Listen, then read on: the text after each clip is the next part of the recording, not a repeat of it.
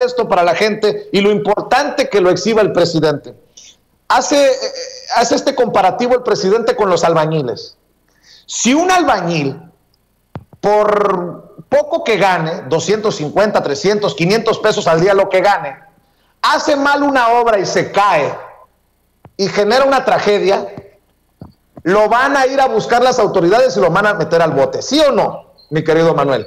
Ahora, yo pregunto, ¿cómo es posible que no haya consecuencias para el actuar de estos personajes que hemos visto que actúan con un sesgo político marcado en sus decisiones? O sea, además son unos sinvergüenzas, porque no solamente les pagamos un chingatamadral de dinero, les pagamos un sueldo machuchón, sino que no hacen su chamba como lo esperaría el pueblo, de una forma imparcial.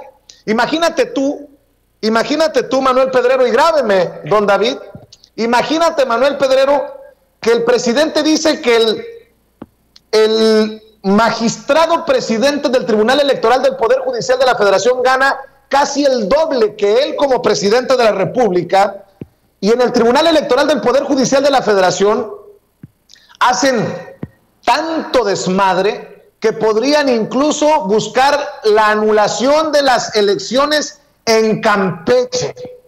A ver, ayúdame a entender esto, Manuel Pedrero. Sí, por supuesto, querido Vicente. Es un fenómeno político que se ha visto en otros países, por ejemplo, como en Brasil o Argentina, conocido como lawfare. Como no pueden ganar en las urnas, como no tienen una base popular, una concentración de afiliados, una base de adeptos, que comulguen con, en este caso, la oposición mexicana, lo que no ganan en las urnas, lo que no consiguen en votos, quieren conseguirlo a través de las leyes. Hay que recordar que el presidente López Obrador es amo, dueño y señor del poder ejecutivo. Ese es el principio de la separación de poderes. En el tema del poder judicial y del poder legislativo, para eso existen los contrapesos, no existe, como muchos intelectuales orgánicos del viejo régimen quieren hacerle creer a la ciudadanía, un poder sobre estos poderes del presidente López Obrador, porque si fuese así, no estarían estas constantes amenazas a que lo que ha conquistado Morena en tan poco tiempo. Pensémoslo de esta manera: Acción Nacional es el partido más viejo de México. Tiene desde 1939 el registro y el máximo histórico de gubernaturas andaba ahí de 12 o 14. Bueno, para Morena, que no tiene ni siquiera una década de existencia, no solamente ha igualado ese máximo histórico, sino que también lo ha superado. El crecimiento de Morena como partido político es brutal, es abismal en todas las dimensiones geopolíticas del país, que van desde Baja California aproximándose hasta Chiapas, Tabasco, las regiones del sureste, incluso capitales y ciudades muy importantes que la izquierda históricamente nunca habían conquistado.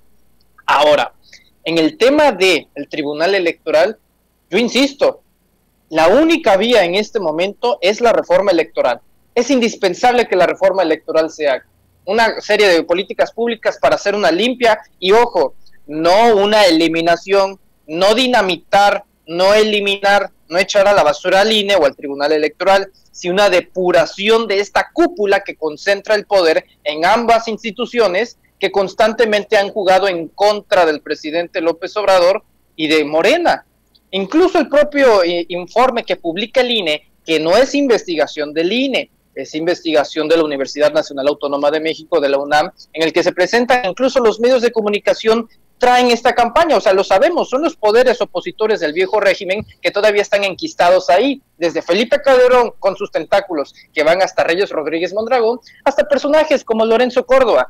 La reforma electoral sin duda es de carácter urgente, se supone que en este mes se va a enviar al Congreso la iniciativa para que se dispute, y aquí entrará la primera fuercita entre las cámaras para ver de qué lado más que la iguana. Ojalá se pueda negociar de una forma adecuada, si es que se necesita, con la oposición, concretamente con diputados del PRI, para que pase la reforma electoral y se haga esta depuración. México no puede estar sometido a la subordinación electoral de los integrantes del ex viejo régimen, es decir, Felipe Calderón. Reitero, este caso de Campeche es una provocación.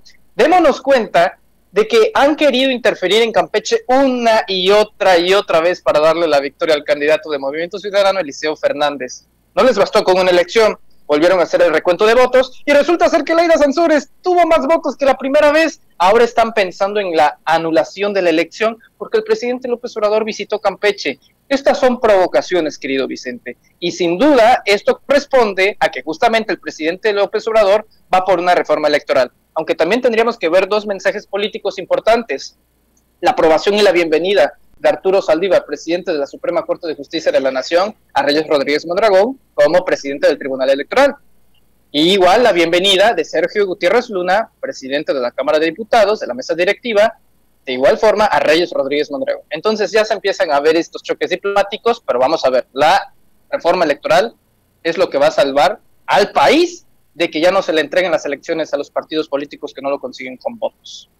Pues mientras llega la reforma electoral, que debe de incluir que se vayan todos, le informo que el periódico Milenio revela que el Tribunal Electoral del Poder Judicial de la Federación analiza nuevas pruebas en la elección por la gubernatura de Campeche que podría anular la contienda, ahora por la presencia del presidente López Obrador en un estado que se encontraba en pleno proceso electoral, violando su deber de imparcialidad y neutralidad.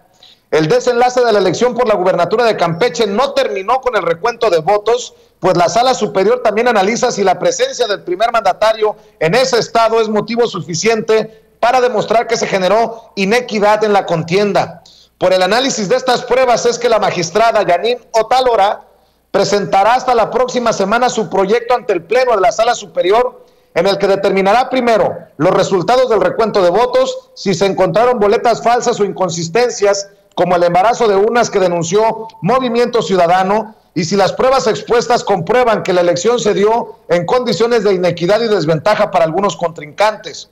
Una nueva evidencia que pone en riesgo el triunfo de la candidata morenista al gobierno campechano, Laida Sansores, es la presencia del presidente López Obrador en aquel estado con mañaneras y recorridos que, si bien no fueron públicos o con invitación a simpatizantes, sí informó sobre sus recorridos públicamente e hizo mención de propaganda gubernamental prohibida en ese periodo. Pues como en la oposición así están en el tribunal, tiran un chicle a la pared a ver cuál pega, Manuel.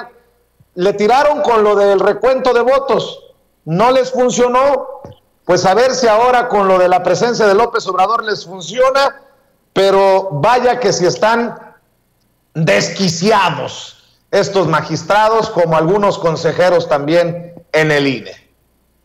Estoy convencido, Vicente, de que la justicia del Tribunal Electoral y del INE es selectiva, porque yo no vi ninguna clase ni siquiera de multa. Olvidémonos de sanción, olvidémonos de un castigo fuerte, una multa a Enrique Alfaro, gobernador del estado de Jalisco, a Movimiento Ciudadano, cuando en plena veda electoral se hizo precisamente promoción política de los famosos tanques, ¿no? De las famosas reservas de agua que estaba promocionando. Tampoco vi algo similar cuando pasó lo mismo con un gobernador de Tamaulipas, Javier García Cabeza de Vaca. Y en el caso de Campeche, es tan obvio que están pasando de recurso legal a recurso legal, a recurso legal, a recurso legal. Sí lo van a hacer hasta un buen tiempo. Pretenden desgastar a una persona, en este caso a Laida Sansores, y ya es gobernadora electa, ya tiene su constancia, tiene su papelito que la acredita como la gobernadora del estado de Campeche. El Tribunal Electoral, insisto, está provocando, está cucando, y es nada más para demostrar vencidas. Es mostrar el músculo de que, ajá, nos quieres quitar. ¿Quieres quitarnos a través de la reforma electoral? ¿Quieres que nosotros nos vayamos? A lo mejor sí nos vamos si se aprueba, pero mientras se aprueba vamos a hacer todo lo posible para hacerte la vida a ti imposible. Y eso es dañar a la 4T, al presidente, a Laida, a Morena y a cualquier evento que represente una amenaza para los intereses de los potentados de este país. Incluso con Delfina Gómez. Ya lo habíamos visto que el INE, pues después de una década, se le ocurre que es buena idea investigar el caso de la multa de Delfina Gómez, que en su momento fue alcalde y luego candidata a gobernadora del Estado de México, en que incluso el presidente López Obrador terminó destapando hace unos días en una conferencia mañanera para 2023. Ojalá hubieran actuado con esa determinación con las tarjetas rosas, rosas de Alfredo del Mazo, o con las tarjetas que estaba promocionando Adrián de la Garza, candidato de Nuevo León por el PRI. Es decir, cada vez que escarbamos más en casos de inconsistencias y de violaciones a los estatutos que promueve las vedas electorales, vemos que siempre se las aplican a Morena. Esto quiere decir que hay selectividad en la justicia. El caso más grave, la baja de dos candidatos a dos gubernaturas, Michoacán y Guerrero, que es un caso emblemático, el de Félix Salgado Macedonio, que por no reportar gastos de precampaña de apenas 17,000 pesos. Caray, ese tipo de cosas van del estilo de un fenómeno que se le conoce como la ventana de Overton, ¿no? Van de una gradualización de lo menor, de una multita, a quitar cargos, a quitar diputados, a quitar gobernadores, y ahora quieren quitar elecciones. Por eso insisto, el posicionamiento de una figura como Reyes Rodríguez Mondragón, fíjate, ya hasta le estoy cambiando el apellido, porque son básicamente los mismos, un tentáculo de Felipe Calderón en el Tribunal Electoral. Una prueba para muestra un botón. En cuanto se pasó de línea al Tribunal Electoral la discusión de otorgarle el registro a México Libre como partido político, hubieron dos magistrados que votaron a favor de que se le diera el registro a México Libre,